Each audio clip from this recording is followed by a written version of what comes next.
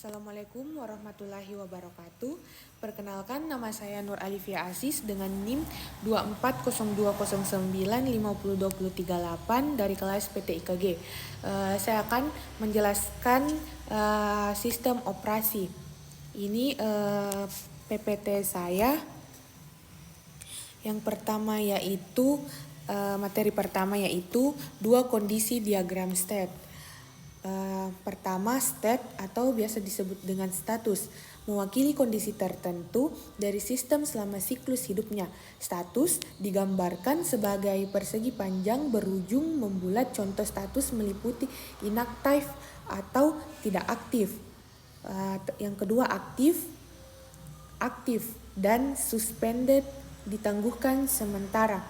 Terus yang kedua, transition atau biasa juga disebut dengan transisi, menunjukkan perubahan status akibat suatu peristiwa atau kondisi transit. Digambarkan dua status dengan label yang menunjukkan peristiwa atau kondisi yang memicu perubahan.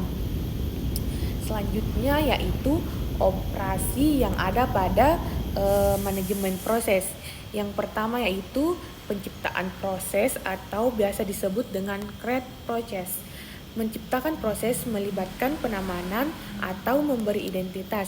Proses menyisipkan proses pada senari proses atau tabel proses.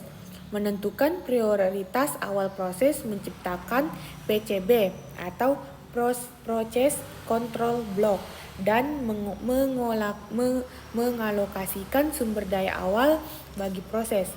Yang kedua yaitu penghancuran atau terminasi proses atau Dextory I process. Sistem operasi dapat menghancurkan atau mengakhiri proses. Yang ketiga, penundaan proses, suspend I process. Sistem operasi dapat menunda proses. Yang keempat, pelanjutan kembali proses atau resume proses. Sistem operasi dapat melanjutkan kembali proses yang ditunda. Yang kelima yaitu mengubah prioritas proses. Prioritas proses dapat diubah oleh sistem operasi. Selanjutnya yang keenam, memblok proses. Sistem operasi dapat memblokir proses. Yang ketujuh, membangunkan proses. Sistem operasi dapat membangunkan proses. Yang kedelapan, penjadwalan proses. Sistem operasi bertanggung jawab untuk menjadwalkan proses. Yang kesembilan atau yang terakhir yaitu komunikasi antar proses, memungkinkan proses untuk berkomunikasi dengan proses lain. Sistem operasi berperan sebagai mediator yang memastikan komunikasi antara proses berlangsung lancar tanpa saling berinteraksi. Selanjutnya yaitu beberapa algoritma yang digunakan manajemen proses, meliputi yang pertama yaitu first come first server atau FCFS atau first in first out. FIFO algoritma ini mendasarkan penjadwalan proses pada waktu kedatangan proses. Proses yang datang lebih dulu akan dilayani terlebih dahulu. Algoritma ini sederhana dan mudah diimplementasikan. Yang kedua yaitu short job first atau SJF.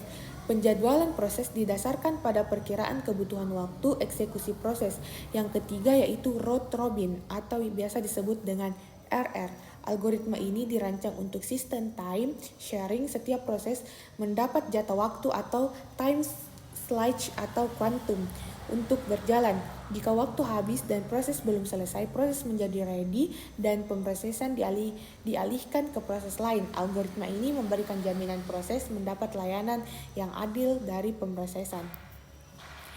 Selanjutnya, cara interaksi manusia dan komputer. Short Training First atau SRF. Penjadwalan proses didasarkan pada perkiraan sisa kebutuhan waktu eksekusi proses 5. SRF mengizinkan prep time berdasarkan lama waktu berjalan proses priority by time. Yang kelima, priority scheduling algoritma. Penjadwalan berprioritas dapat dikombinasikan dengan mengelompokkan proses-proses menjadi kelas-kelas prioritas. Penjadwalan berprioritas diterapkan antar kelas-kelas proses, sementara round robin atau FIFO diterapkan pada proses-proses di dalam satu kelas. Yang keenam, High Hash Ration Next atau HRN. Penjadwalan proses didasarkan pada suatu rasio, di mana proses dengan nilai rasio tertinggi akan running. Yang ketujuh, Multiplier Feedback QoS atau MFQ. Model ini merupakan multi QoE lebih dari satu antrian dan penjadwalan didasarkan pada suatu pola perbandingan kesempatan tertentu. Nah, itu saja presentasi yang dapat saya sampaikan. Sekian dan terima kasih. Assalamualaikum warahmatullahi wabarakatuh.